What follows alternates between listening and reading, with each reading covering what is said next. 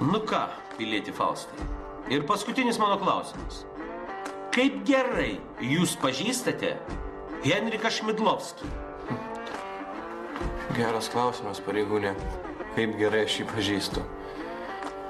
Na, net nežinau, kaip atsakyti jums.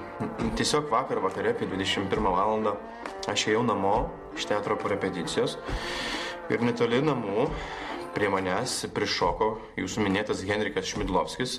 Jis įsitraukė didelį ginklą, nusivedė mane už kampo. Ten kaip tik buvo prikakota didelė krūva. Jisai man atstatė tą savo didelį šautuvą ir sako, valgyk šūdą.